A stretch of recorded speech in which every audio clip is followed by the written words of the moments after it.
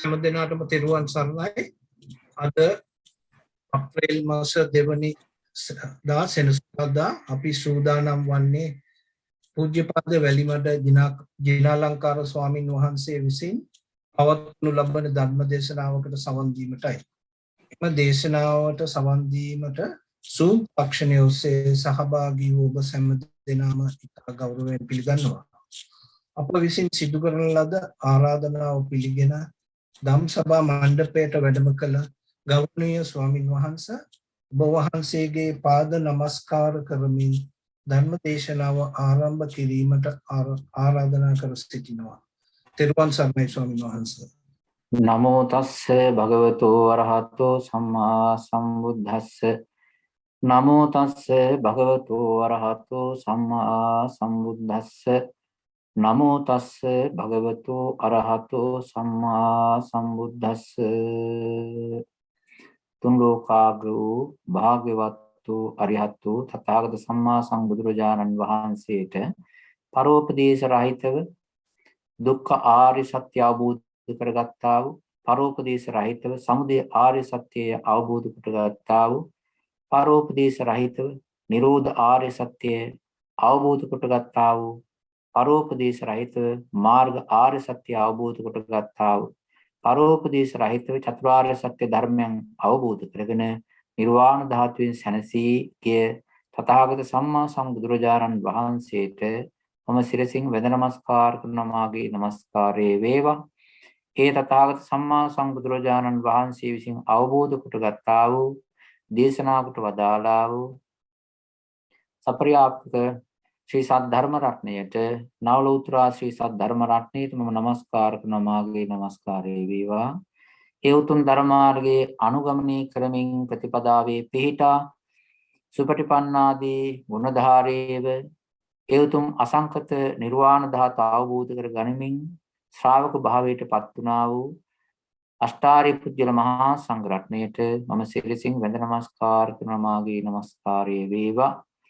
බුද්ධ රත්නයේ අනන්ත ගුණ බලයෙන්, ධම්ම රත්නයේ අනන්ත ගුණ බලයෙන්, සංඝ රත්නයේ අනන්ත ගුණ බලයෙන් තුනුරුවන් වන්දනා කිරීම වශයෙන්, මෙනෙහි කිරීම වශයෙන් ඇති කරගත්තා වූ කුසල චේතනාවන්ගේ ආනුභාව බලයෙන් සහ මේ පින්වත් හැම දෙනාම ජීවිත කාලයේ ඇති කරගත්තා වූ සියලුම කුසල ධර්මයන්ගේ ආනුභාව බලයෙන් අද මේ වෙලාවේදී මේ සෙනසුරාදා දවසේ පවත්වන ධර්ම දේශනාව තුළින් කියලා දෙන්න බලාපොරොත්තු වෙන ධර්ම කාරණා ටික ඊටමත් මොහොතින් සාවධානව ශ්‍රවණය කර ගනිමින් ඒ හිතේ දරාගෙන ඒ ප්‍රතිපදාවක් ප්‍රතිපත්තියක් කරගෙන හැම දිනාටම සංසාර දුකින් අත මිදලා නිර්වාණ ධාතුවෙන් සැනසෙන්න මේ උතුම් ධර්ම කොටාසේ පිහිට වේවා. හැම දිනාටම මේ උතුම් ධර්මය ප්‍රතිපදාවක් මාර්ගයක් වේවා කියලා මෛත්‍රියෙන් ආශිර්වාද කරනවා. එසේ ආශිර්වාද කරමින් අපි මේ වෙලාවේදී අදට මේ පින්වුතුන්ට කියලා දෙන්න බලාපොරොත්තු වෙන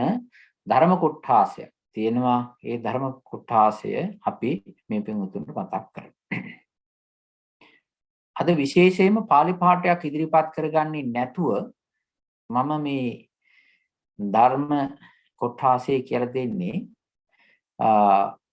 විශේෂයෙන්ම අසන ලද ප්‍රශ්නත් එක්කාසු කරගෙන වරින් වර අපේ පින්වුතුන් ප්‍රශ්න අහනවා.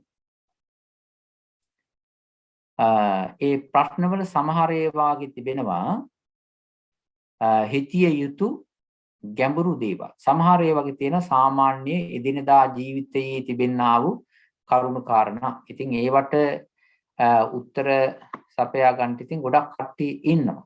ඒක නිසා අපි මේ වෙලාවේදී බුදුරජාණන් වහන්සේගේ දේශනාවේ ගැඹුරු පැත්තට යොමු වෙලා තිබෙන ඒ පැත්තක් ස්පර්ශ කරන ධර්ම කාණ්ඩයක් කියලා දුන්නොත් හොඳයි කියන අදහස තමයි අපිට තියෙන්නේ. පසුගිය කාලේ අපේ පින්වත් පිරිසගෙන් අහන්ට ලැබිච්ච අසන ප්‍රශ්නවල එකක් තමයි නිර්වාණය කියලා කියන්නේ මොකද්ද කියන එක. නිර්වාණය කියලා කියන්නේ මොකද්ද? නිර්වාණය කියන එක සුතමේ ඥානීය වශයෙන් යම් යම් මට්ටමට ග්‍රහණය කරගත්ත අය, දැනගත්ත, තේරුම් ගත්ත අය අපේ මේ පිරිස අතර ඉන්නවා. සමහර වෙලාවට ඒ නිර්වාණය කියන එක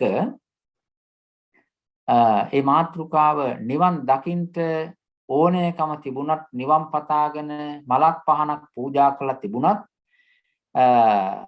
ඒ වගේම පින්කම් ආදී සිද්ධ කරලා තිබුණත්, සමහර වෙලාවට ඒ නිවන කියන එක පිළිබඳව වැඩි අවබෝධයක්, තේරුමක් නැති ආධුනික පින්වතුන් මේකේ ඉන්න පුළුවන්. ඒ නිසා ඒ පින්වතුන්ටත් මේ කාරණේ වැදගත් වෙනවා. ඒ නිසා මේ නිර්වාණය යනු කුමක්ද? නිර්වාණය යනු කුමක්ද කියන එක තේරුම් ගන්න හොඳයි. අපි ඉස්සෙල්ලා වචනාර්ථ වශයෙන් නිර්වාණය යනු කුමක්ද කියලා අපි තේරුම් ගන්නට උත්සාහ කරමු. මේක සිංහල වචනයක්. නිර්වාණය කියන එක වෙලා මේ අපිට ඇහෙන සිංහල වචනයක්. මේක පාලියෙන් තිබෙන්නේ නිබ්බාන කියලා. පාලියෙන් තිබෙන නිබ්බාන කියලා. නිර්වාණ කොට මේක විස්තර කරනවා මේ තණ්හාවට ගොඩක් නම් තියෙනවා. ඇලීමට, බැඳීමට ගොඩක් නම් තියෙනවා. ඒ වචන අතර එකක් තමයි මේ විස්තර කරන්නේ මේ වාන කියන ඇලීම, බැඳීම, තණ්හාව. යම්කිසි දෙයකට වාන වෙලා යනවා, ඇදිලා යනවා, බැඳිලා යනවා, ගැට ගැහිලා යනවා. ඒකට කියනවා වාන සංඛ්‍යාත තණ්හාව කියලා. වානේහිවත් තණ්හාව, බැඳිලා යන ගතිය. එතකොට යම්කිසි දැන් මේ ලෝකයේ තිබෙන්නේ සෑම දෙයක්ම කාම ලෝකයේ, රූප ලෝකයේ, අරූප ලෝකයේ හැමතැනම අඩු වැඩි වශයෙන් තිබෙන්නේම ඇලී යන, බැඳී යන, ගැට ගැහී යන දේවල්. ඒකනේ සත්වයෝ එතන රැඳෙන්නේ. සත්වයෝ එතන බැඳින්නේ. එතකොට මේ වාන කියන ගතිය යම්කිසි තැනක නැත්නම්, වාන කියන ධර්ම ස්වභාවය යම්කිසි තැනක නැත්නම් ඒකට කියනවා නවාන. එහෙම නැත්නම් නිබ්බාන, නැති තැන. වාණය හෙවත් ඇලීමක් නැති තැන, ඇලීම් සංඛ්‍යාත ගතියක් නැති තැන, බැඳීමක් නැති තැනට කියනවා නිබ්බාන කියලා. එතන තමයි නැති වෙච්ච තැන, ඇලීමක් නැති වෙච්ච තැන. දැන් ඔය අපි හිතමු මෙහෙම. මිනිස්සු දාන ආදී පින්කම් සිද්ධ කරනවා කියමුකෝ. මනුස්ස ලෝක සම්පත්, දිව්‍ය ලෝක සම්පත් පතාගෙන කුසල කර්මය හොඳ වුණත් ඒකේ විපාකය යම්කිසි තැනකට හේතු කරලා තිබෙනවා. දිව්‍ය ලෝකයට හේතු කරලා තිබෙනවා. මනුස්ස ලෝකයේ සැප සම්පත් වලට හේතු කරලා තිබෙනවා. එතකොට අනාගතේ බැඳීමක් තිබෙනවා. බ්‍රහ්ම සම්පත් බැලුවොත් බ්‍රහ්ම ලෝකයටත් අහවල් තැන සැපයි කියලා ඉතින් හිතාගත්ත බැඳීමක් තිබෙනවා. ඒක නිසා එතෙන්ට යන්න, එතෙන්ට යන තැන් වලට කුසල ධර්මයන් සිද්ධ කරගන්නෙත් යම්කිසි බැඳීමකට බද්ධ වෙලා. යම්කිසි බැඳීමක්, ඇලීමක්, ගැට ගැහිීමක් සිද්ධ කරගෙන. රූප ලෝකෙත් එහෙමයි. මේ කාම ලෝකයේ වැඩ කරන හිත් වලින් රූප ලෝකයට සම්බන්ධව ක්‍රියාත්මක වෙන හිත් වලින් අරූප ලෝකයට සම්බන්ධව ක්‍රියාත්මක වෙන හිත් වලින් කිසිම දවසක නිර්වාණ ධාතුව අල්ලගන්න, නිර්වාණ ධාතුව ස්පර්ශ කරන්න, නිර්වාණ ධාතුව දැනගන්න බෑ. ඒක අහුවෙන්නේ නැහැ.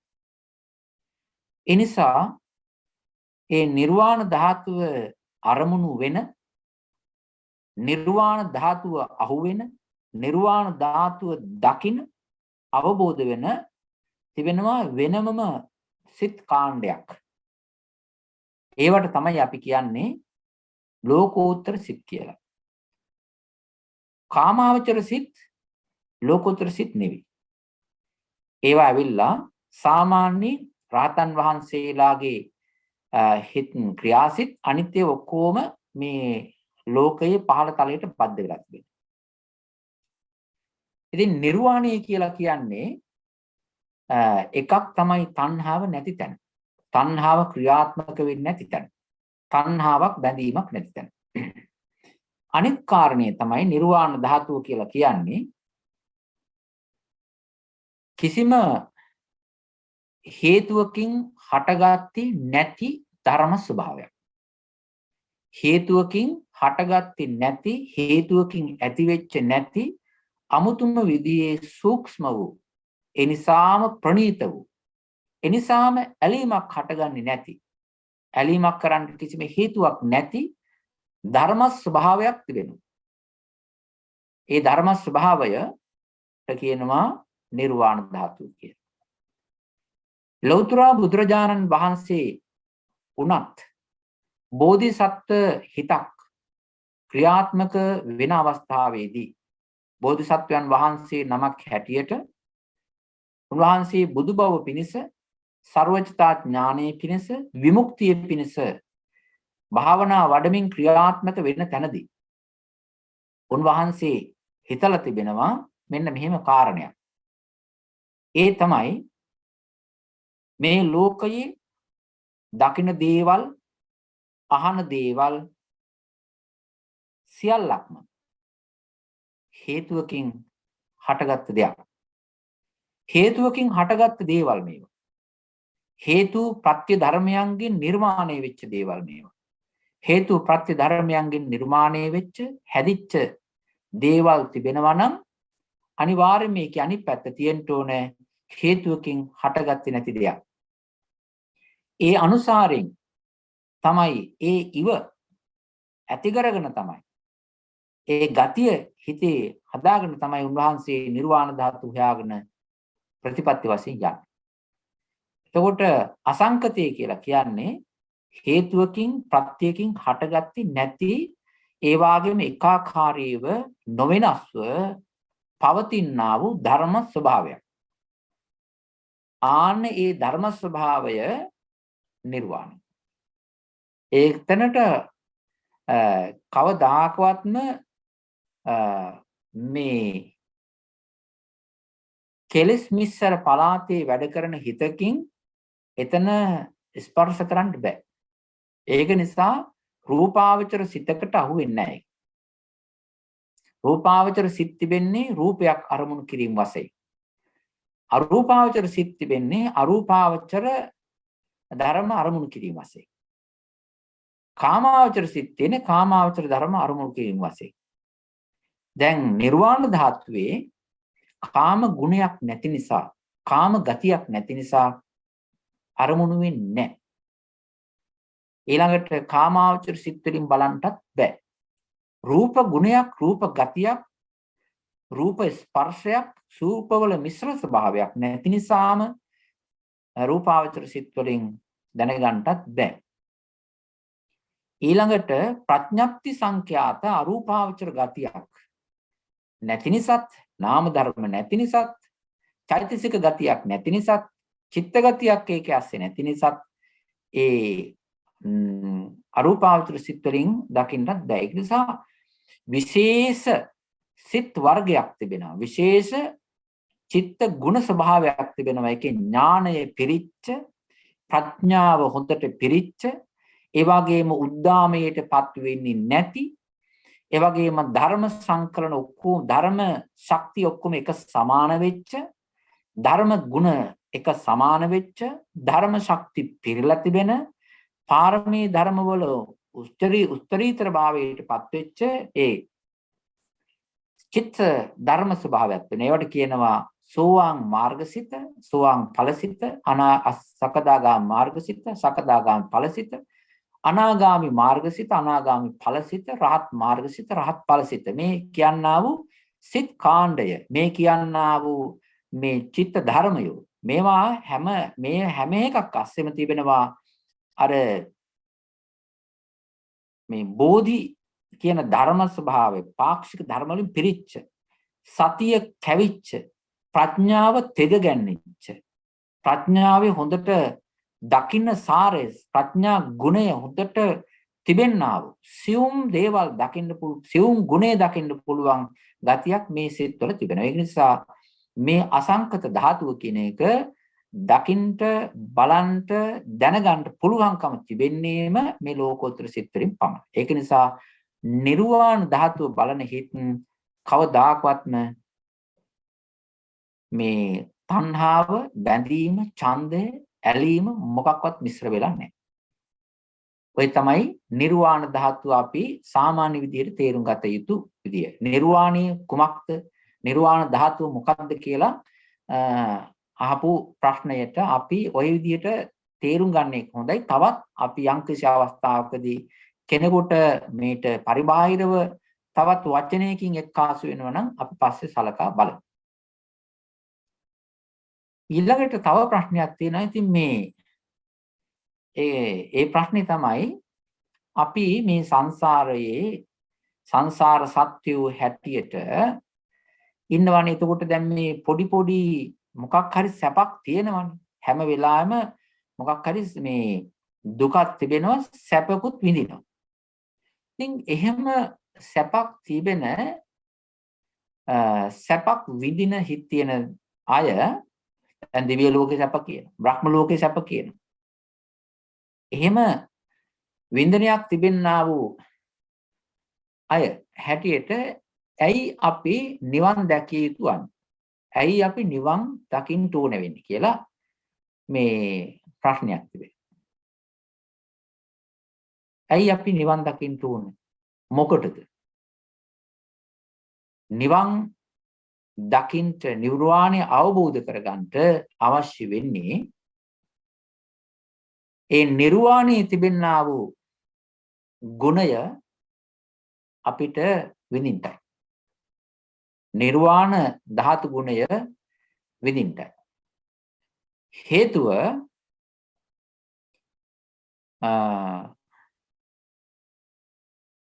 මේ වගේ මේ කාම වස්තුවල යම් හිත සනසන ගති, හිතට පොඩි සැපයක්, සතුටක් එක්කාසු කරලා දෙන, පොඩි වින්දනයක් හදලා දෙන ගතියක් තිබෙනවා මේ කාම වස්තුවල. දකින්න දේවල් වල, අහන බලන දේවල් වල පොඩි සතුටු තිබෙනවා. නැත්ති නෑ. ඊළඟට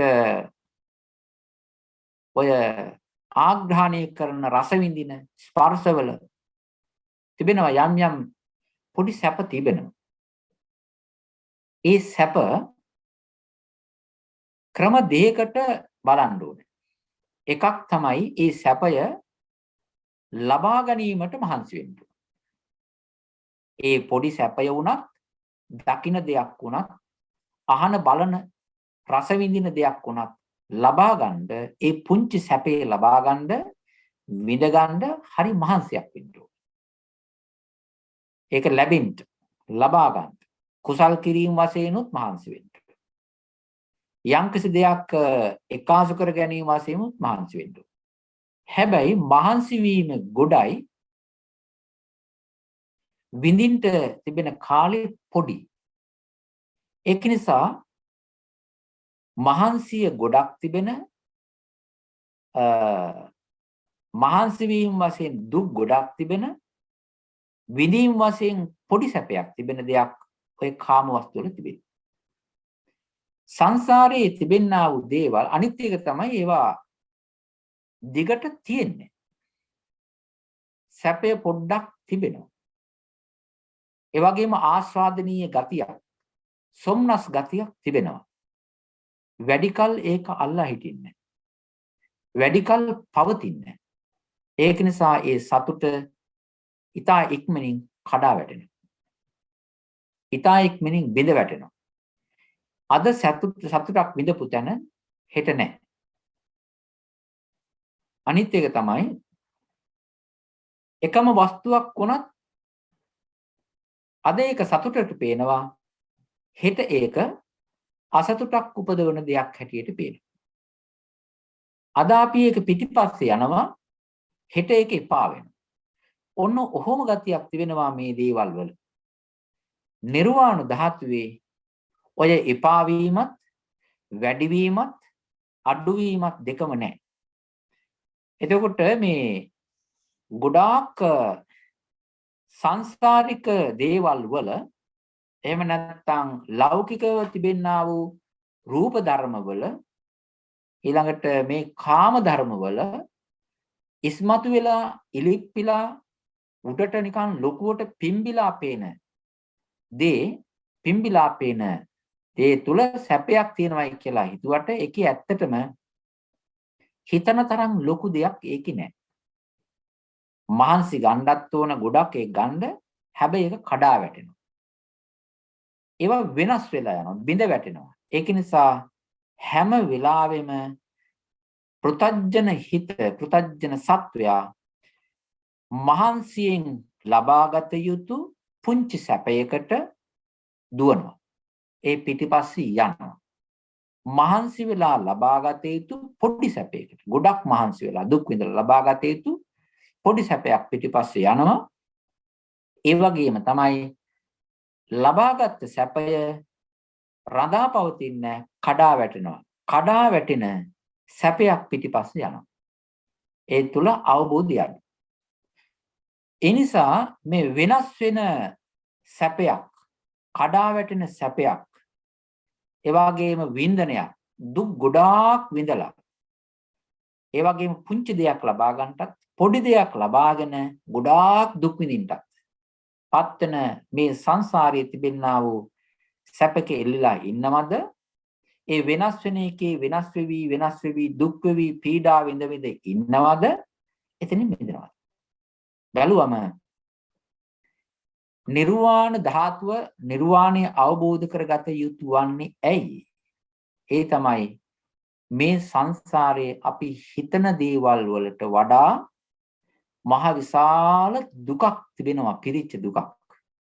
ඒ දුක් ගොඩ පොඩි ආස්වාදනීය දෙයකින් වහලා තිබෙන්නේ.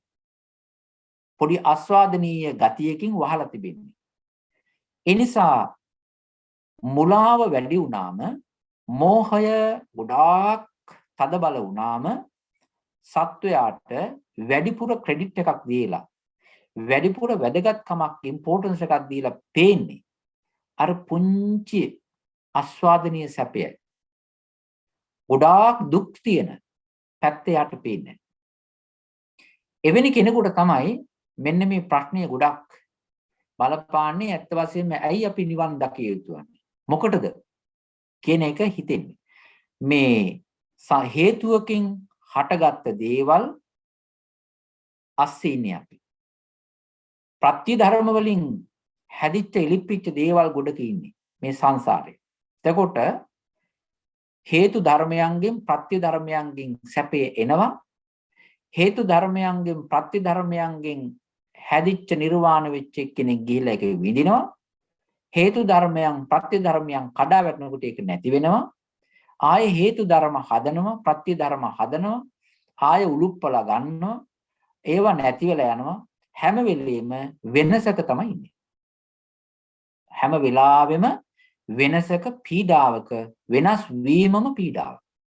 ඒ නිසා මේ අර අනිත්‍ය, දුක්ඛ, අනාත්ම විස්තර කරන බොහෝ සූත්‍රවල තිබෙන්නේ මේ කඩා වැටෙන ගතිය නිසා, නිත්‍ය ගතියක් නැති නිසා, අනිත්‍ය ස්වභාවයේ තියෙන නිසාම ඒකේ තිබෙන්නේ විඳින්න බැරි ඡය වෙලා යන ගතියක්. ඒකට කියනවා දුක්ඛ ස්වභාවය කියලා. ඔන්න ඔය දුක්ඛ ස්වභාවය, ඒ ගතිය ඒකේ ඇස්සේ තියෙන නිසා තමයි අපි නිර්වාණය හේතු වලින් හටගත් දේවල් වල ඒ දුක්ඛ ස්වභාවය තිබෙන නිසා ඒවා පවතින්නේ නැති නිසා තමයි අපිට ඒක වැඩක් නැති බවක් හැටියට තේරුම් ගන්න ඕන වෙන්නේ. හැබැයි මේක හැම එක්කිනාටම එහෙම තේරෙන්නේ නැහැ. හේතුව නුවණේ තිබෙනා වූ අඩුපාඩුවක් නිසා. සාමාන්‍ය ලෝකයේ නිකන් පාරක වාහනයක හැප්පෙන්නේ නැතුව ය아가න්න පුළුවන් දැනුමක් තිබුණාට ඒ වගේම වසවිස නැතුව ආහාර ටිකක් ගන්න උයා පියා ගන්නට හදා ගන්නට එහෙම කියලා දැනුමක් තිබුණාට මේ හේතුඵල ධර්මයන්ගේ ඇස තිබෙනා වූ මහා ගැඹුරු ඒ සූක්ෂම වූ ධර්ම දැනගන්න තරම් ඒ නුවණක් නැහැ සාමාන්‍ය මිනිස්යන්ට. ඒක නිසා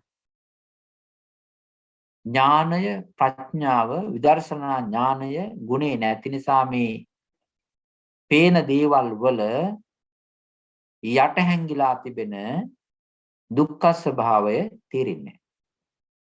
ඇහෙන කියන දේවල් වල ස්පර්ශ දේවල් වල මනෝමය වශයෙන් හිතන දේවල් වල තිබෙනා වූ කඩා වැටීම තේරෙන්නේ. ඒ නිසා මේ වගේ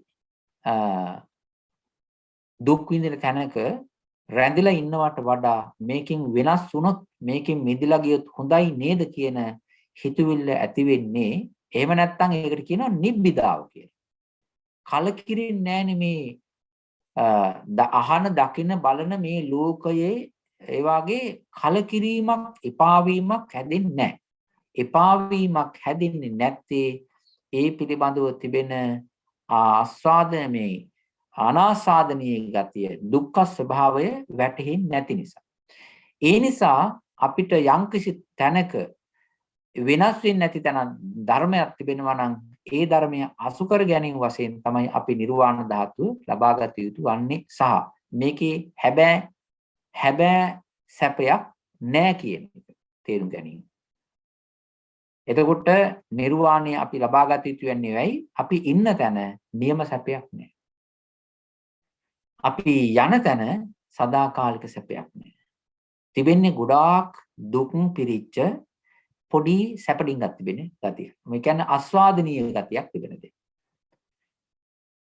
ඊළඟට තව ප්‍රශ්නයක් තිබෙනවා. ඒ තමයි මොන කාලේද අපි නිවන් දකින්නේ කියලා. මොන කාලේ දැන් අතීතේ නිවන් දකින්න බෑ කියන එක දන්නවනේ. දැන් කාල තියෙනවනේ අතීත කාලය, අනාගත කාලය, වර්තමාන කාලය. මේ කාල තුනෙන් අතීත කාලේ නිවන් දකින්න බෑනේ. එතකොට අපිට තව ඉතුරු වෙන්නේ කාල දෙකයි. එක්කෝ වර්තමාන කාලේ එහෙම නැත්නම් අනාගත කාලය කියලා. ඒත් වර්තමාන අවස්ථාවේදී නිවන් දකින්න නම් දැන් නිවන් දකින්න එපායි. එතකොට එහෙම කෙනෙකුට හිතන්න පුළුවන්. එහෙම වර්තමානයේ නිවන් දකින්න නැත්නම් එහෙනම් තිබෙන්නේ මොකටද? අනිත් කාලේ ඉතුරු වෙන්නේ අනාගතයට. අනාගත කාලය පිළිබඳව හිතලා බැලුවම අනාගත කාලය කියලා කියන්නේ අපි හෙට කියන දවස අදට අපේ දැනෙන්නේ අනාගතය වශයෙන්. අපි හෙට යනකොට හෙට කියන දවසට අපි මූණ දෙනකොට හෙට දවස අපිට වර්තමානයක් වෙනවා. ඊට පස්සේ ඊළඟ දවස අනාගතයක් වෙනවා. අනාගතය කියන කාලේ අපි ඉස්සරහට යන්න අනාගතයත් ඉස්සරහට අනාගතේ වෙවි යනවා. ඒ නිසා අපිට අනාගත කාලයේ අපි යන්න අනාගතයට යන්නේ. එතකොට අනාගත කාලයේ කියන එකේ නිවන් දකින්න බෑනේ. ඒ නිසා යම්කිසි දවසක අපේ නිර්වාණ ධාතුව අවබෝධ කරගන්නවා නම් ඒ නිර්වාණ ධාතුව අවබෝධ කරගන්න වෙලාවට අපි වර්තමාන. ඒ නිසා මේකට අපි නිර්වාණ ධාතුව ලබාගත යුතු වන්නේ වර්තමානයේ අවබෝධ වෙන්නේ වර්තමානයේ. වර්තමාන වේලාවක් වෙනවා අපිට යම්කිසි අදින් බැලුවොත් එහෙම යම්කිසි අවස්ථාවක අනාගත කාලයේ යම්කිසි තැනක අපිට වර්තමානයක් වෙනවා. එතනදී තමයි අපි ධර්මය අවබෝධ කරගන්නේ. හැබැයි ඒ වෙලාව වෙන්න කාල වශයෙන් නෙමෙයි මේක බලන්න ඕනේ. මේක බලන්න ඕන වෙන්නේ මේ ධර්ම කොච්චර අපේ හිතේ වැඩිලා තිබෙනවද? ඒ කියන්නේ දැන් එකක් තිබෙනවා මේ විමුක්තිය කියලා වචනයක් තිබෙනවනේ. විමුක්තිය කියලා කියන්නේ අපි මිදී යනවා. මිදී යන්නේ කොහෙන්ද? හිර වෙච්ච තැනකින්. බැඳිච්ච තැනකින්. ගැට ගැහිලා ඉන්න තැනකින් අපි මිදී යනවා. ඒකට කියනවා විමුක්තිය කියලා. දැන් පරම විමුක්තිය කියලා කියන්නේ සංසාර දුක හේවත් හේතු ප්‍රත්‍ය ධර්මයන්ට ඇහැරිලා ක්‍රියාත්මක වෙන මේ හිත ඒකෙන් මිදිලා යනවා. ඒක පරම විමුක්තිය නෝ නිර්වාණයටපත් වීම වශයෙන්. මේ ගතිය ඇති වෙන්න නම් අපිට අවශ්‍යයි ඒ වගේ විමුක්තියක් හැදෙන්න පුළුවන් හිතේ හයියක් හැදෙන්න ඕනේ. ඒකට කියනවා හයිය හදා ගන්නවා. දැන් මිනිස්සෙක් ඔය බලන්න ඔය සමහර මිනිස්සු බර ඔසවනවනේ. කියන්නේ සාමාන්‍ය කෙනෙක් ඔසවන්නේ නැති බර ප්‍රමාණයක් කිලෝ ප්‍රමාණයක් ඔසවනවා. කිලෝ 75ක් 100ක් ඔසවන මිනිස්සෙක් ඉන්න පුළුවන්. එතකොට ඒ වගේ ඊටත් වැඩි අඩුවෙන් ඔසවනවා නම් ඒ බර එච්චර ඔසවන්න එයාට එකපාරම බෑ. ඒ නිසා එච්චර බරක් දරන්න පුළුවන් හැටියට මේ මිනිස්සු එක එක කෑම කාලා ව්‍යායාම කරලා ඒ වගේම බෙහෙත් අරගෙන ඒවට හොඳට තමන්ගේ ඇඟ හදනවා. ඒක ටික ටික පුරුදු කරනවා. එහෙම පුරුදු කරාන් පස්සේ තමයි කරන්න පුළුවන්කම තිබෙන්නේ. ඊළඟට මොහොතේ පීනන්නා වූ කෙනෙක් දන්නේ නැතුව මොහොතේ පීනන විදිය දන්නේ නැතුව වතුරේ තමන් ගිලෙන්නේ නැතුව ඒ වාගේම යට යන්නේ නැතුව ඉස්සරහට ඇදී යන විදිය ක්‍රමය දැනගත්තේ නැත්තම් එයාට යන්න බෑ. එයා ගිලෙනවා. ඒ වාගේම තමයි දැනගන්නත් ඕනේ වතුරේ ගිලෙන්නේ නැතුව ඉන්න. ඒ වගේම වතුර පෙවෙන්නේ නැතුව ඉන්න. ගිලෙන්නේ නැතුව යට යන්නේ නැතුව වතුර පෙවෙන්නේ නැතුව ඉන්න. එකතැන ඉන්නේ නැතුව ඉස්සරහට ඇදී යන්න. දැනුම තියෙන්න ඕනේ. දැනුම තිබුණාට මදි. දැනුම පාවිච්චි කරන්නට හයියක් ශක්තියක් තියෙන්න ඕනේ. ඒ වගේම පීනලා ඉස්සරහට යන්න දැනුම තිබෙන්න ඕනේ. ඉතින් මෙහෙම තිබුණොත් තමයි එයාට පුළුවන්කම තිබෙන්නේ වතුරේ පීනා යන්න. මේ විදිහට බැලුවම අපේ හිතත් ඔය වගේ විමුක්තියටපත් වෙන්න පුරුදු කරන්න ඕනේ. ඒකට කියනවා මම මීට කලින් ඒ ධර්ම කොටස් කියලා තිබෙනවා විමුක්තිය හදන්න මෝරවා ගත යුතු ධර්ම කොටසක් තිබෙනවා සද්ධාදී ධර්ම. ඒවට කියනවා විමුක්තිය හදන විමුක්ති පරිපාචනීය ධර්ම සංකලනය කියලා. ධර්ම කොටස. සමාධිය හැදෙන්න ඕනේ. ප්‍රඥාව හැදෙන්න ඕනේ. සිහිය ගුණය වැඩෙන්න ඕනේ. වීරිය සකස් වෙන්න ඕනේ. සද්ධාව හැදෙන්න ඕනේ. මේ ධර්ම ටික හොඳට වැඩෙන්න ඕනේ. මේ ධර්ම වඩන්න නැතුව මේ ධර්ම වලින් හිත පෝෂණය කරන්නේ නැතුව මේ ධර්ම වලින් හිත හොඳට මැචුර් වෙන්න අරින්න නැතුව කොච්චර පොතපත බැලුවක් විග්‍රහ කරලා බැලුවක් ඒ වාගේම කොච්චර මහන්සි වුණත් මේ විමුක්තිය හම්බ වෙන්නේ නැහැ. ඇතුළත තියෙන්න ඕන විමුක්ති පරිපාචනීය ධර්ම මෝරලා තිබෙන්න ඕන මේරින් භාවයටපත් වෙන්න ඕන. ඒක නිසා වර්තමාන කාලයේ යම්කිසි වෙලාවක අපිට වර්තමාන වෙච්ච වෙලාවක අපිට ධර්මය අවබෝධ කරගන්න පුළුවන් වෙන්නේ මේ ධර්ම ටික අපේ හිතේ ගොනු වෙලා වැඩිලා සකස් වෙලා හයියට හැදලා තිබුණොත් තමයි. දැන් ලෞතර බුදුරජාණන් වහන්සේගේ කාලයේ ඉපදෙච්ච පහළ වෙච්ච ඒ පින්වත් චරිත බුදුරජාණන් වහන්සේගේ දේශනාවේ පොඩි දහම් කොටාසයක් හෝ වේවා කනට වැටුනම ඒ පොඩි ධර්ම කොටාසය පවා හිතලා මෙනෙහි කරලා ඒ අනුසාරයෙන් හිත යවලා ලෝකයේ තිබෙන දුක් සමුදාය තේරුම් අරගෙන විමුක්තියට හිතපත් කරන්න පුළුවන් හයියක් තිබුණා. ඒ අය විමුක්ති පරිපාචනීය ධර්ම වශයෙන් සද්ධාව බොහෝ කාලයක් හදලා වඩලා තිබෙනවා. කුසල වීර්ය බොහෝ කාලයක් හදලා තිබෙනවා, වඩලා තිබෙනවා, දියුණු කරලා තිබෙනවා. සමාධි ගුණය බොහෝ කාලයක් වඩලා තිබෙනවා. ප්‍රඥා ගුණේ විදර්ශනා වශයෙන් බොහෝ කාලයක් වඩලා තිබෙනවා. සිහිය කියන එක ගොඩාක් වඩලා තිබෙනවා. මේ ධර්ම ටික වඩලා හිත හයිය ගැස්සෙච්ච අවස්ථාවකදී අර උදේ පාන්දරට මේ ආලෝකමත් කරගෙන සූර්යා එළිය වෙනවා, මල් පීදෙනවා වගේ. මල් පිපෙනවා සූර්යාලෝකය නිසා. අන්න ඒ වගේ මේ හිත්වලට බුදුරජාණන් වහන්සේගේ ධර්මයේ එක්කාසු වුණාම ඒ අයගේ හිත් මිදීලා ගියා. ඒ නිසා අපිට කාල වශයෙන් ගත්තයින් පස්සේ මේ වර්තමාන කාලයේද අනාගත කාලයේද කියන එකට වඩා අපිට වැදගත් වෙන්නේ මේ යම්කිසි වෙලාවක ධර්ම අවබෝධය කරගන්නට ලැබෙන්නේ මේ ගුණ ටික, මේ මානසික ධර්ම ස්වභාවය ටික අපේ හිතේ වැඩිලා හයිය වෙලා ගොනු වෙලා තිබුණොත් විතරයි. නැත්තම් ලැබිච්ච නැති දෙයක් ලැබුණායි කියලා හිතා ගැනීමක් වෙන්න පුළුවන්. ඒ වගේම ලබාගත යුතු නිර්වාණ ධාතුව අපිට ලේසියෙන් ලැබෙනවායි කියලා 아무තු හැඟීම් හදාගන්න පුළුවන්, උලා වෙන්න පුළුවන්. ඒ වගේම එහෙම හිතාගෙන ඉඳලා තවත් ඒවා වඩන එක, විමුක්ති ධර්ම පරිපාචනී ධර්ම වඩන එක නැවතිලා යන්න පුළුවන්, තව දිග්ගැස්සෙන්න පුළුවන්.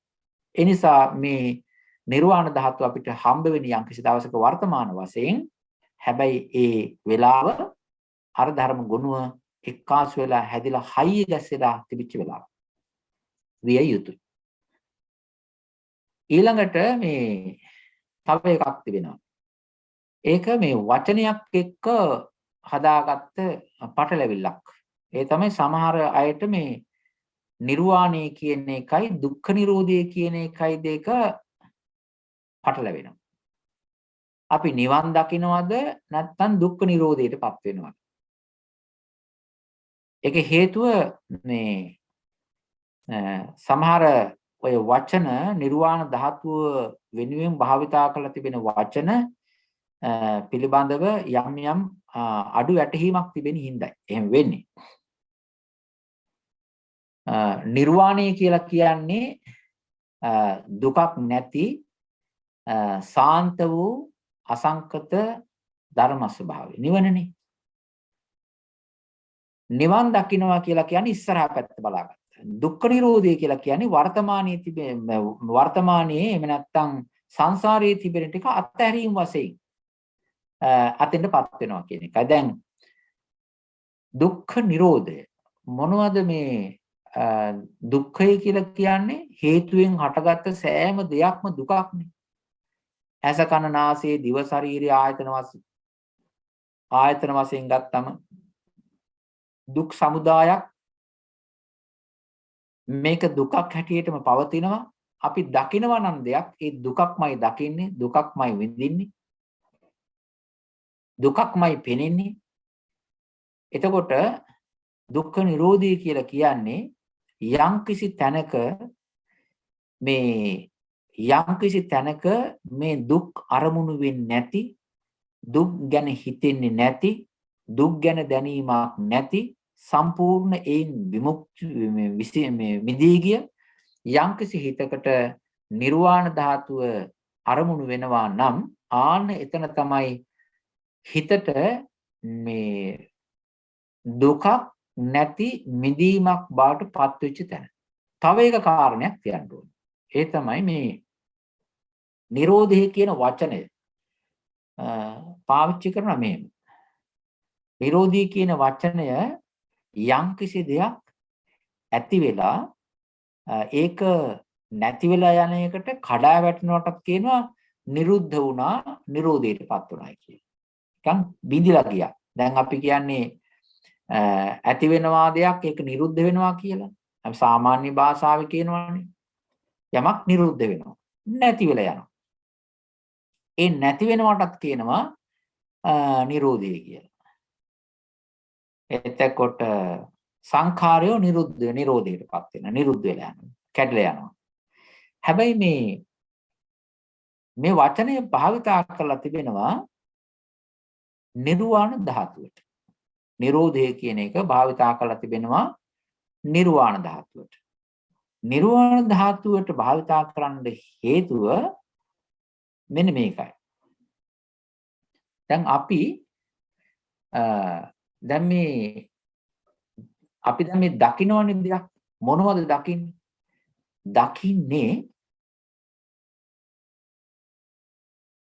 දකින්නේ දුකක්නේ දකින්නේ. දුකක් දකිනවා. එතකොට ප්‍රශ්නයක් එනවා. ඇත්තට අපි දුකද අපි සැපයක් දැනෙනවනේ කියලා. පොඩි අන්තම් අර හිත නිකන් රවටන ගතියක් තිබෙනවා. රවටන සතුටක් තියෙනවා. හැබැයි අපි දකින්නේ දුකක්. අපි අහන්නේ දුකක්. ඒකේ තියෙන වෙනස් වීර්යයන්. සංස්කාරයන්ගේ කඩාවැටීමේ ඡය දුක්ඛේ තියෙනවා. එතකොට ආග්‍රහණය කරන්නේ දුකක්. රස විඳිනවා කියලා කියන්නේ එතනක් තිබෙන්නේ වෙනස් වී යන ගතිය දුකක්. එතකොට ස්පර්ශය කියලා කියන්නේ දුකක්. ඒ වගේ මණ්ඩලයක් ගැන හිතනවා කියලා කියන්නේත් අපි දුකක් ගැනම හිතයි. ඒ වගේ දෙයක් පතනවා කියලා කියන්නේත් අපි දුකක් පතනවා. අනාගතයට දැන් මට වර්තමානයේ ජීවිතය දුකින් පිරලා නම් යම්කිසි දෙයක් මට සම්පූර්ණ වෙලා නැත්නම් මම ඒක අනාගතයට බාර දීලා එතනදී ඒ ලබා ගන්න. දැන් එතකොට මේ වර්තමානයේ විඳපු දුක තමයි අපි ප්‍රාර්ථනා කිරීම වශයෙන් තව අනාගතයේ තැනකට දාලා අපි එතනත් ලබා ගන්නට යන්නේ. එතකොට මේ හම්බ වෙන්නේ මෙතන තිබිච්ච ටික තමයි අතනත් පතන්නේ. එතකොට අපිට තිබෙන්නේ දැකීම් වශයෙන් වර්තමානයේ තිබෙන පීඩාව දුක, ඇසීම් වශයෙන් වර්තමානයේ පීඩාව, මේ ජීවිතේම පීඩාව දුක, අනාගතයටත් අපි ඒක පතනවා. මේ වැඩේ යම්කිසි වෙලාවක නැති වෙලා ඒ පතන ගතිය, හිතන ගතිය, අපේක්ෂා කරන ගතිය කොතන හෝ වේවා තැනක නැති වෙලා සම්පූර්ණයෙන්ම මිදිලා නැති වෙලා ගියා නම් ආන්න එතන හිතෙන්නෙත් නැති දුකක් ගැන හිතෙන්නෙත් නැති තත්වයටපත් වෙනවා. සම්පූර්ණ දුක්ඛ නිරෝධයටපත් වෙනවා. ඒක නිසා මේ දුක්ඛ නිරෝධයයි නිර්වාණය අතර වෙනසක් කියලා කියන්නේ වාචසික විස්තර කිරීම වෙනස වුණාට ඒ ධර්ම ස්වභාවය නිර්වාණ ධාතුවයි ධර්ම ස්වභාවය එකයි. මෙහෙමත් හිතන්නකෝ බලන්න. මේක පොඩි ළඟ උපමාවක්. නිතර කියන එකක්. ඒ තමයි අපි කාමරයක ඉන්නකොට ඒ කාමරයේ තිබෙනවා අපේ ඇහැට ගොඩාක් අරමුණු බහුල කරලා දෙන කොටසක් තිබෙනවා. ඒ තමයි රූපමය අරමුණු. රූපමය අරමුණු ගොඩක් තිබෙනවා. හැම කෙනාගේම කාමරේ පොතක් කොට්ටයක් මෙට්ටයක් පුටුවක් මේසයක් ඊළඟට කෝප්පයක් පිඟානක් ඊළඟට ওই ගොඩාක් දේවල් තිබෙනවා. බිත්ති 4 එක හා සමාන නැහැ. එක එක පැති වලට තිබෙන දොර ජනෙල තිබෙනවා. ඒ වගේත් හැඩ වැඩ වෙනස්. මේවා ගැන හිතන්න ගියාම අපේ හිතේට නිකන් බිසී ගතියක් ඇති වෙනවා. අපේ හිතවලට නිකන් කලබල වැඩි. කලබල ගතියක්. එකින් එකට වෙනස්. හැබැයි අපි ඒව ගැන හිතනවා. දකින්නවා අපි ඒව ගැන හිතනවා. නමුත් දැන් මේ කාමරය කියන කොටස අහස කොටස ගත්තම අපිට ඒ අහස හැමතැනම තිබෙනවා. ඒ තමයි ජනේලයක් අතරින් බැලුවොත් ජනෙලය අතර අහස තිබෙනවා. දොරක් ගත්තොත් දොර පියන ඊළඟට දොර උළුහව් කණු ඒව ඇරුණම ඒ අතර තිබෙන අහසක්.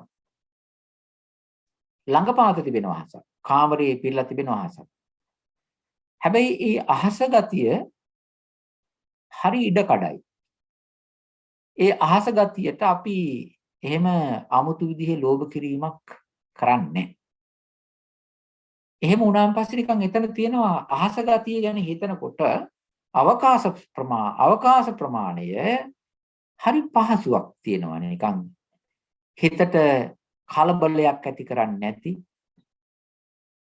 හිත ඒ තරම් බිසි කරන්නේ නැති හිත ඇවිස්සීමක් කරන්නේ නැති උස් පහත් කිරීමකුත් නැති කළු පාට සුදු පාට ભેදයකුත් හදලා දෙන්නේ නැති අමුතු ගතියක් තිබෙනවා ඔය අහස ගතිය. හැබැයි නිර්වාණය කියන්නේ අහස නෙවෙයි. එහෙමත් කෙනෙකුට හිතෙන්න පුළුවන් නම් මේ අහස අවබෝධ කරගන්න එක තමයි නිවන කියලා. එහෙම නෙවෙයි.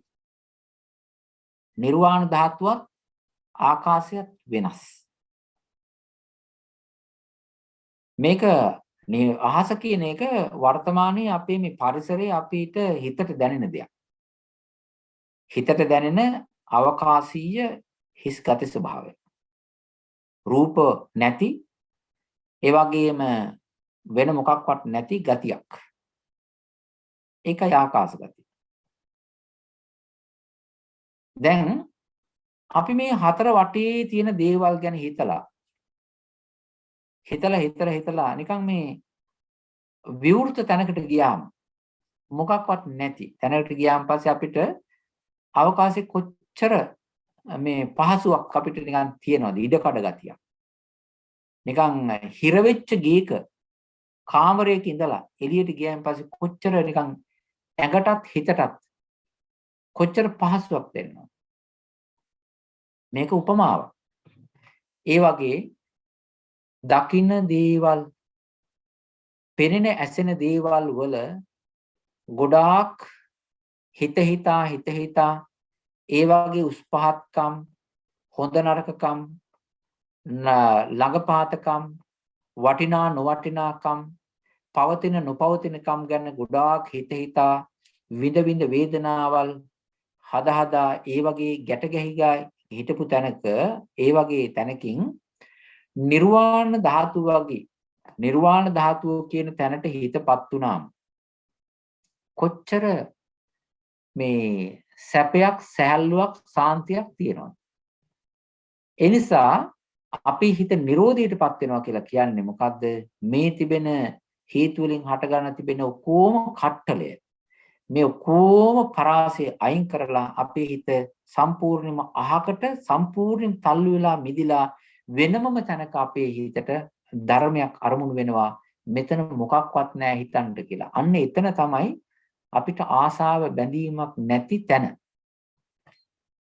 අන්න ඒකට කියනවා නිරෝධයටපත් වුණා.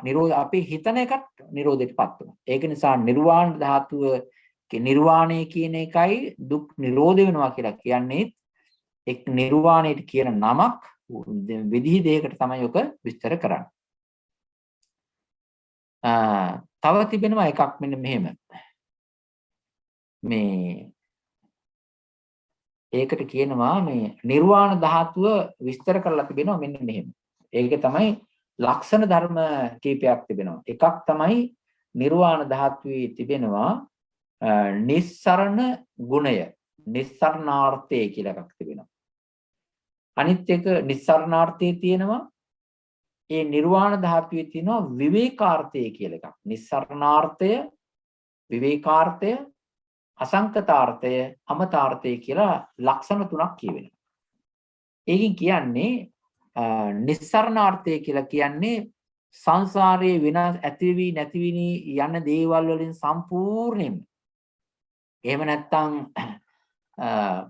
මේ අපා දුකක් තියෙන රූපයපාය අපා දුකක් විඳින තැනක තියෙන වේදනාව එපාය අපා දුකක් හැදෙන්නේ සංඥාව තියෙන්න ඕන අපා දුකක් හැදෙන්නේ විඥාන තිබෙන්න ඕන. ඒ නිසා මේ අපා දුකෙන් එහෙම නැත්නම් ජාති ඇතිවීමෙන් ජරාවෙන් මරණයෙන් ලෙඩවීමෙන් ඔක්කොගේම මිදිලා යම් කිසි තැනකටපත් වෙන්න තිබෙනවා නම් ඒ එකම තැන තමයි නිර්වාණය. එතන විතරයි ලෙඩක් නැති, පිපාසයක් නැති, මහන්සියක් නැති, තෙහෙට්ටුවක් නැති, ඔක්කොම තෙහෙට්ටු, ඔක්කොම මහන්සි, ඔක්කොම දුක්, ඔක්කොම බය, ඔක්කොම සැක, සාංකා සියල්ලම නැති වෙලා ගිහිල්ලා සම්පූර්ණයෙන්ම නිදලා අනේ හොඳයි කියන තැනටපත් වෙන නිස්සරණේ, පරම නිස්සරණේ තමයි එතන. ඒක නිසා නිර්වාණ ධාතුව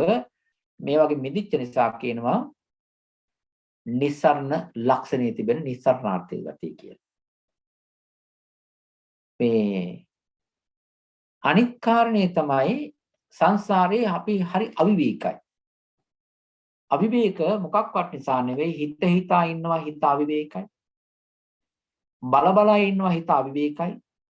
රැස් කරමින් හිත අවිවේකයි. ගත අවිවේකයි.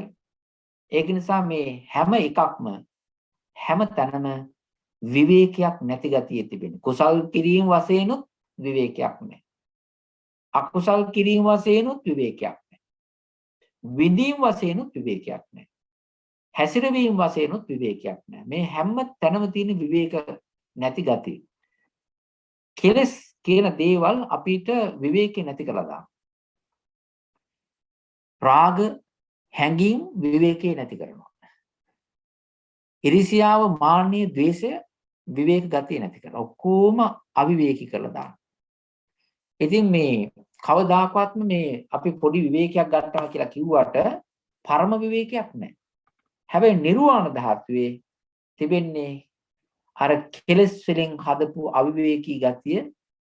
ඊළඟට සංස්කාරයන්ගෙන් අපි මේ බැඳි බැඳී ගිහිල්ලා ඇති වෙච්ච අවිවේකී ගතිය සම්පූර්ණයෙන්ම නැති කරලා පරම විවේකයක්, හරිම සාන්ත ගතියක්, පරම නිෂ්ඨාවටපත් වෙච්ච ඊ타ත්ම උතුම් විවේකයක් හදලා දෙනවා. හිත මොකක්වත් එහෙ මෙහෙ දුව හිතන්න දෙයක් ඒකේ නැහැ. අනිත් එක නිර්වාණ ධාතුව නිවන් දැක්කන් පස්සේ මේ නිවනට ගිහිල්ලාපත් වෙලා අපෝ ගොඩාක් කල් මං සසර දුකේ දුක් විඳා දැන් ඇති මේ නිර්වාණ ධාතුව මෙතන තමයි හොඳ සැපේ තියෙන්නේ කියලා එහෙම හිතන එකක්වත් නිර්වාණ ධාතුවේ නැහැ. හේතුව නිර්වාණ ධාතුව නිවන් අරමුණු කරන හිතට ඒ වගේ සංසාරයේ තිබෙන විපිරියාස ගති අරමුණු වෙන්නේ නැහැ. එතකොට වෙන්නේ එහෙම හිතන්න ගියොත් ඒ ඩිංගට හරි ආපු ගමන් පාර විඳපු දුක් සමුදාය ආපහු හිතනවනේ මිදුණයි කියලා හරි. ඒව සාමාන්‍ය හිත වලින් හිතන දේවල්. නිර්වාණ ධාතුව අරමුණු කරන්නා වූ නිවන් අරමුණු කරන නිර්වාණ ධාතුව ස්පර්ශ වෙන ඒ හිතට කිසිම දෙයක් වෙන කිසිම දෙයක් හිතෙන්නේ නැහැ. ඒක පරමම එහෙම හිතනේ වගේමුත් නිදිච්ච එකක්. ඒක නිසා පරම විවේකී ගතියක් ඒක තියෙනවා. ඒක නිසා විවේකාර්ථයක තියෙනවා. තව එකක් තිබෙනවා ඒ තමයි සංකතය කියලා කියන්නේ හේතු ප්‍රත්‍යයෙන් හටගත්ත දේවල්. අසංකතය කියලා කියන්නේ හේතු ප්‍රත්‍යයෙන් හටගත්තේ නැති දේවල්. නිර්වාණ ධාතුව කවුරුත් හදපු එකක් නෙවෙයි. නිර්වාණ ධාතුව ගොඩනගපු එකක් නෙවෙයි. නිර්වාණ ධාතුව ඒ විදිහටම පවතිනා වූ ඊ타ත්ම වටිනා ඊ타ත්ම උතුම් ධර්ම ස්වභාවය. ඒක හදපු එකක් නෙවෙයි. හේතු ප්‍රත්‍ය ධර්මෙ නැහැ. ආන්නේ ඒ නිසා ඒ සංකත ගතියක් විතර නැති නිසා අසංකත ගතියක් තියෙන නිසා කිසිම කාලයකටත් අයිති නැහැ. දැන් අර තියෙනවන්නේ මේ අතීත අනාගත වර්තමාන කියන කාල තිබෙන්නේ හේතු ප්‍රත්‍යයෙන් හටගත්ත දේවල් තුල. ඒවා ළඟ හේතු වලින් හටගත්තේ නැති දේවල් වල කාල කියන්න බෑ. දැන් අපි තියෙනවනේ එක්ස්පයරි ඩේට් තියෙනවනේ මෙච්චර කාලයකින් මේක පාවිච්චි කරන්න ඕනේ කියලා හේතුවෙන් ප්‍රත්‍යයෙන් හටගත්ත දේවල්නේ එහෙම නම් කරන්නේ මෙච්චරයි කියලා. නිර්වාණ ධාතුවේ එහෙම එක්ස්පයරි ඩේට් එකක් නෑ, එක්ස්පයර් වෙන්නේ නෑ, ඇති වෙලාත් නෑ, අමුතුවෙන් හදන්න දෙයක්වත් නෑ. ඒක පරම ශාන්ත වූ ධර්ම ස්වභාව ගතිය. ආන්න ඒක නිසා කියනවා හේතුවෙන් හටගත්තේ නැති බැවින් අසංකත අර්ථය අසංකත ගුණය කියලා. අනිත් එක තමයි හේතුවෙන් හටගත්තේ නැත්තම් මැරෙන්නෙත් නැහැ. මැරෙන්නේ වියෝ වෙන්නේ නැති වෙන්නේ කඩා හැටෙන්නේ කඩා වැටෙන්නේ හේතු වලින් හටගත්ත දේවල්. අපි සත්වයේ හැටියට ඇයි අපි මැරෙන්නේ? හේතු වලින් හටගත්ත දේ. කර්ම හේතු තිබෙනවා, ස්පර්ශ හේතු තිබෙනවා, රූප හේතු තිබෙනවා. ඊළඟට මේ වේදනා ධර්ම ප්‍රත්‍ය ධර්ම තිබෙනවා. හේතු ප්‍රත්‍යයන්ගෙන් ගොඩාක් නිර්මාණය වෙලා මේ හැදිච්ච නිසා මේ ගොන්නම යම්කිසි වෙලාවක කඩා වැටෙනවා. ඒ කඩා වැටීමට අපි බය වෙලා තිබෙනවා. එතකොට මරණයටපත් වෙන්නේ හේතුන් හටගත්ත දේවල්නේ. නිර්වාණ ධාතුව හේතුන් හටගත්තේ නැති දෙයක් නිසා කවදාකවත් මැරෙන්න දෙයක් ඒකේ නැහැ. ඒ නිසා මත කියලා මරණයටපත් වෙන කියනවා අමතගතිය කියලා. අනිත් එක තමයි අමතාර්ථය කියලා කියන්නේ වෙනස් වෙන්නෙත් නැහැ, දි รา යන්නෙත් නැහැ, මැරෙන්නෙත් නැහැ, ඉපදීමක් නැති නිසා. ඔය කියන්නා වූ ලක්ෂණ ටික නිර්වාණ ධාතුවේ තිබෙනවා. මොකද්ද කිව්වේ නිර්වාණ ධාතුවේ ලක්ෂණ 4? පරම නිස්සාරණ ලක්ෂණයේ ගුණය, පරම විවේකී ගුණය, ඒ වගේම හේතුවකින් හටගෙන නැති නිසා, ප්‍රත්‍යයෙන් හටගත්තේ නැති නිසා අසංකත ගුණය, ඒ නිසා මරණයට දි รา යෑමකටපත් වෙන්නේ නැති බැවින් අමතාර්ථය. ඔය ධර්මතා 4 තමයි ඔය තියෙන්නේ. ඊළඟට කියනවා මේ සැපයේ තිබෙනවා සාමාන්‍ය සැපය, පුංචි සැපය, සාමාන්‍ය සැපය, පරම සැපය කියලා. මේ පරම සැපේ තිබෙන්නේ නිර්වාණ ධාතුවේ. අනිත් ඒ වගේ තිබෙන්නේ පරම සැප නෙවෙයි. දිව්‍ය ලෝකයේ ගියත් බ්‍රහ්ම ලෝකයේ ගියත් ටික කාලයයි කාලය වුණාට පස්සේ වෙනස් වීමක් සිද්ධ වෙනවා. පරම නිර්වාණය, පරම නිබ්බාන නිර්වාණය තිබෙන්නේ පරම සුඛයේ තිබෙන්නේ ඇත්තටම විඳින්නවත් දෙයක් නැති නිසා. දැන් එකක් තියෙනවා රහතන් වහන්සේ නමක් නිර්වාණ ධාතුව විඳින, නිර්වාණ ධාතුව දකින අත්විඳින ක්‍රම දෙකක් තිබෙනවා. ඒ තමයි ඵල සමාපatti වශයෙන් නිර්වාණ ධාතුව අරමුණු කිරීම, ඊළඟට නිරෝධ සමාපatti වශයෙන් නිර්වාණ ධාතුවට බැසගෙන ඉඳීම. ඒක ක්‍රම දෙකකට. නිර්වාණ ධාතුව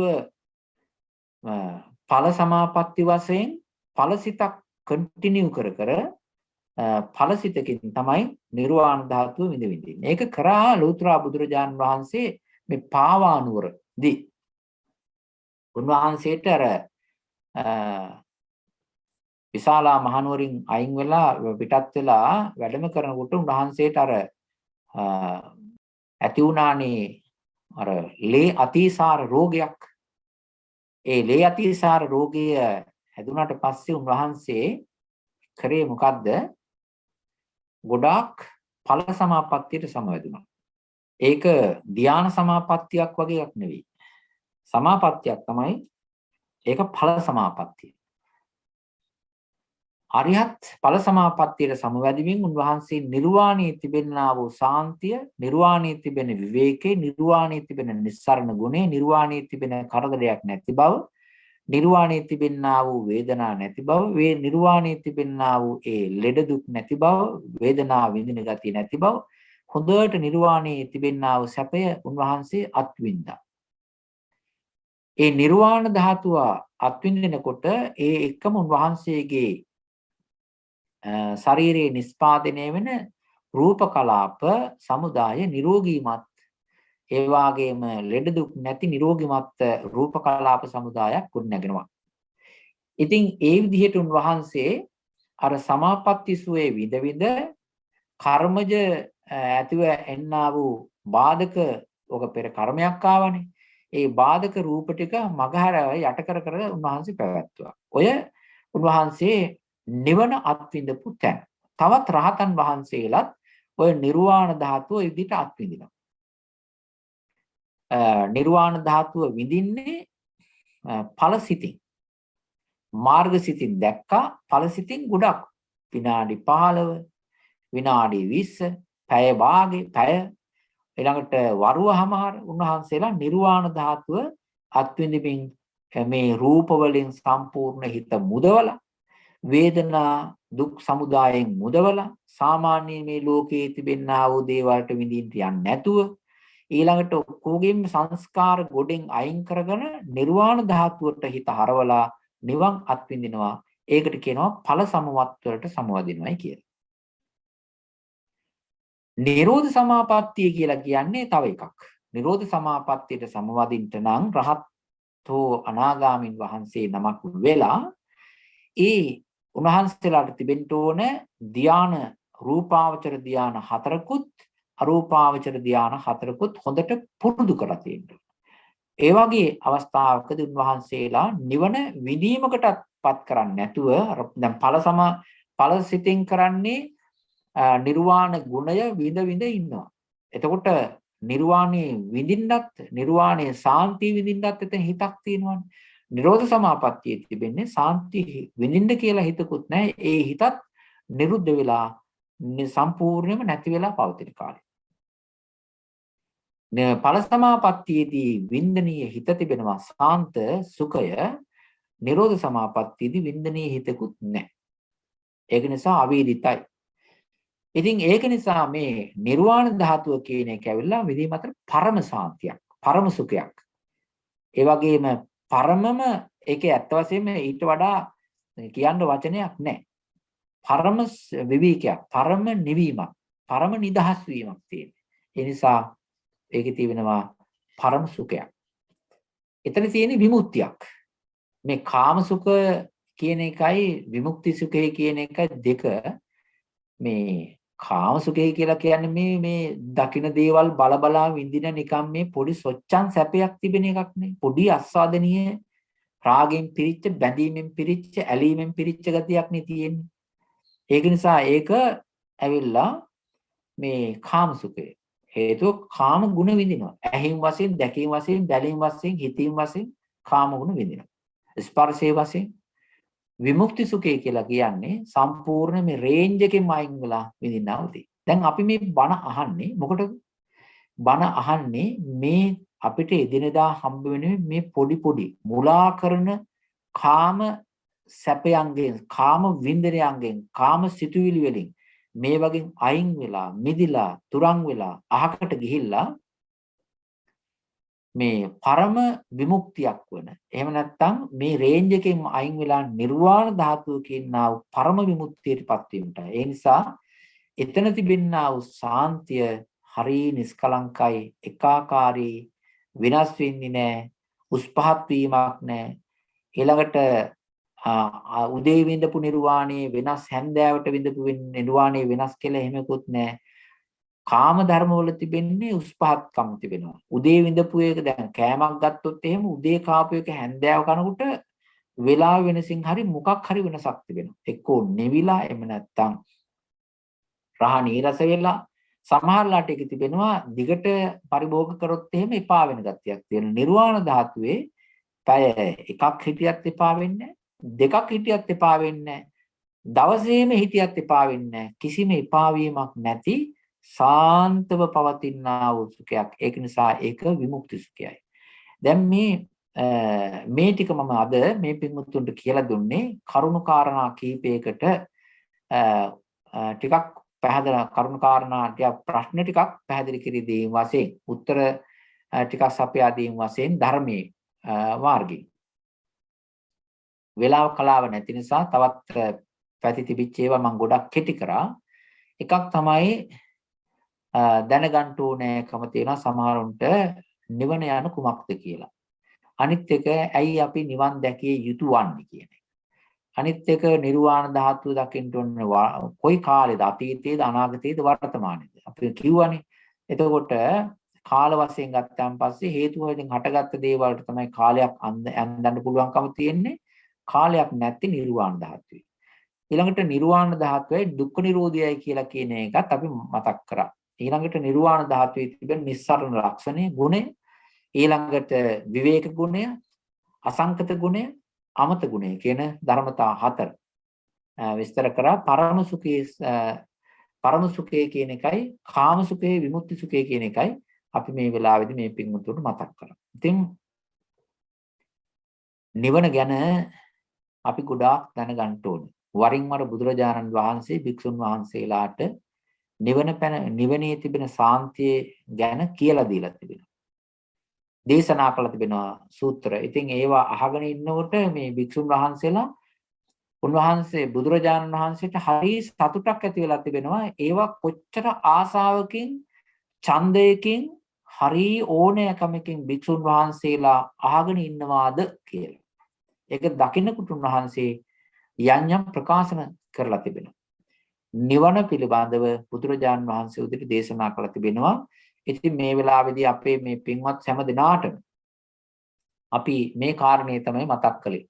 මේ නිර්වාණ ධාතුවේ තිබෙන ලක්ෂණය ඇයිපත් වෙන්න ඕන වෙන්නේ ඊළඟට මේ ටික අපි දැනගන්න වගේම මේ නිර්වාණ ධාතුව හසු කරගත්ත හොයාගත්ත අවබෝධ කරගත්ත ගුරුවරයෙක් එහෙම පිටිපස්සේ ගියේ නැති ඊ타ත්ම උතුම්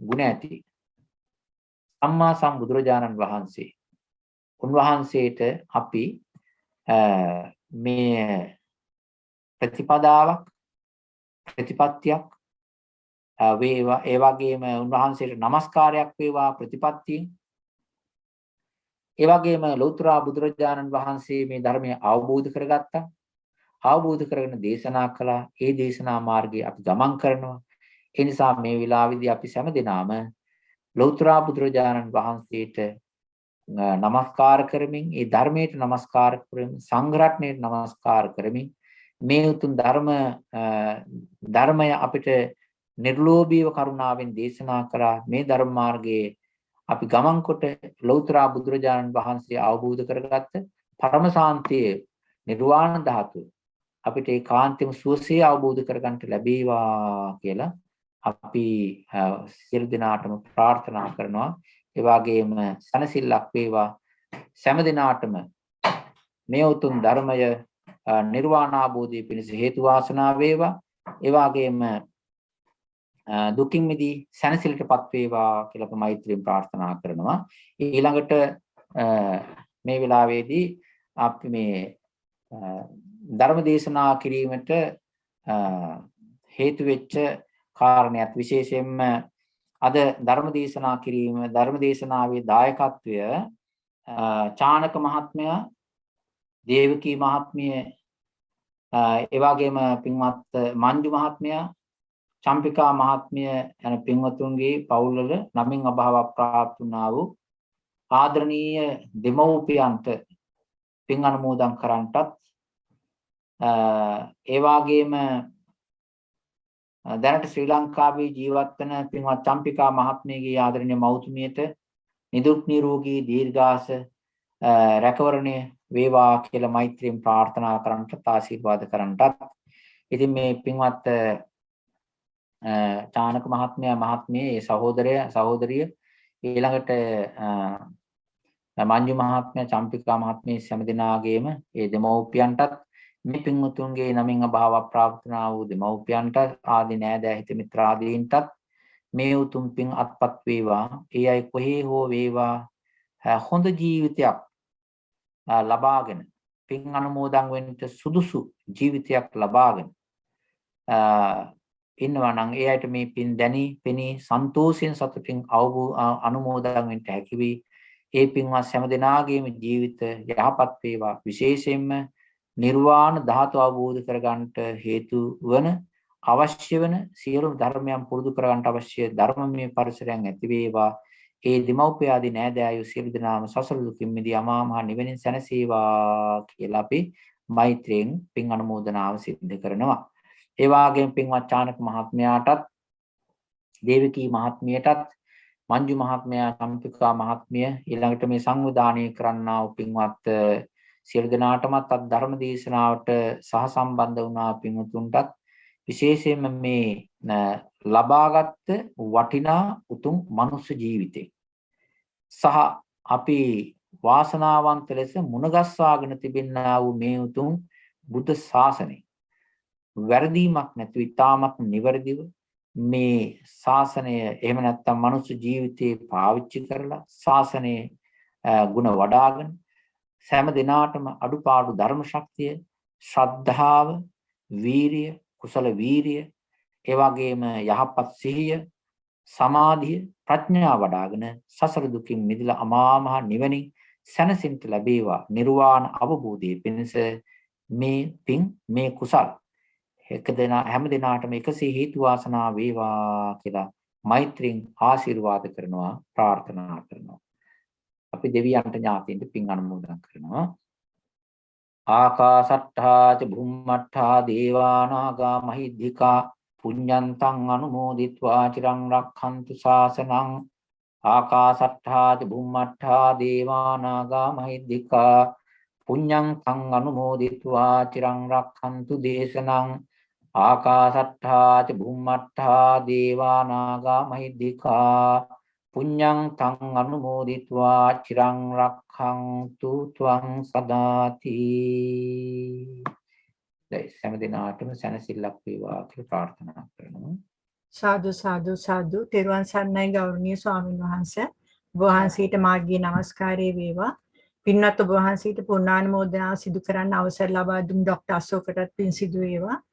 හැමදාමත් වගේ ස්වාමීන් වහන්සේ ඔබ වහන්සේ අදත් ඉතාමත් වටිනා ධර්ම දේශනාවක් පැවැත්තුවා. උතුම් නිර්වාණ ධාතුව මාතෘකා කරමින් ඔබ වහන්සේ දැන් බොහෝ කාලයක ඉඳලා තථාගත සම්මා සම්බුදුරජාණන් වහන්සේ විසින් දේශනා කරන ලද උතුම් ශ්‍රී සද්ධර්මයේ ඉතාමත් ලස්සනට ඉතාමත් පැහැදිලිව අප සෑම දෙනා වෙනුවෙන්ම දේශනා කරලා තිබෙනවා. ඔබ වහන්සේ විසින් දේශනා කරපු මේ උතුම් ධර්මයේ අපේ ජීවිතවලට ගොඩාක් ප්‍රයෝජනවත් වෙලා තිබෙනවා ස්වාමීන් වහන්සේ. අප හැම දෙනාම නිවන දෙසටම යොමු කරවමින් ඔබ වහන්සේ විසින් සිදු කරන මේ උතුම් ශාසනික සේවාවට අපි නැවත නැවතත් නිරන්තරයෙන්ම ඔබ වහන්සේට ඉතාමත් ගෞරවයෙන් පුණ්‍යානුමෝදනා කරනවා. ඒ වගේම මේ මොහොත දක්වාම අප විසින් නොඑක් ආයුරින් රැස් කරගත් සියලු පුණ්‍ය සම්භාරය නැවතත් පින්වත් ඔබ වහන්සේට අනුමෝදන් කරනවා ස්වාමීන් වහන්සේ. අනුමෝදන් වේවා. ඒ වගේම ඔබ වහන්සේගේ ගෞරවනීය ආචාර්ය උපාධ්‍යයන් වහන්සේලාටත් ඔබ වහන්සේ වැනි උතුම් භික්ෂුන් වහන්සේ නමක් ශාසනයට පූජා කළ ඔබ වහන්සේගේ ආදරණීය දෙමව්පියන්ටත් දෙවියන් ඇතුළු පින් කැමති සැමටත් ඉතාමත් ගෞරවයෙන් අනුමෝදන් කරනවා. අනුමෝදන් වේවා. මේ උතුම් පින් බලයෙන් ඔබ වහන්සේට නිවන් දකිනා මොහොත දක්වාම කිසියම් කරදරයක්, බාධාවක්, චිත්ත පීඩාවක් සිදු නොවේවා. ඔබ වහන්සේගේ සීලම සම්‍යක් ප්‍රාර්ථනා ඒ ආයුරින් ඉටු වේවා.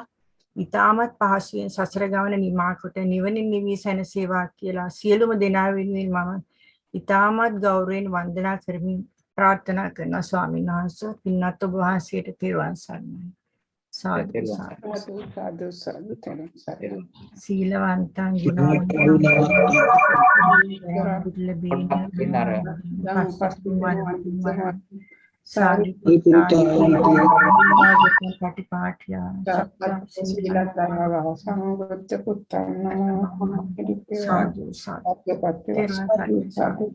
මේ හොඳයි හැම දිනාටම තෙරුවන් සරණයි. මේ චානක මහත්තයා ඉන්නවද? චානක මහත්තයා මොකක්වත් එහෙම ඉන්නවා. ඒ සද්දේ හේතු වෙනවනේ. හොඳයි හොඳයි. එහෙනම් තෙරුවන් සරණයි. තෙරුවන් සරණයි.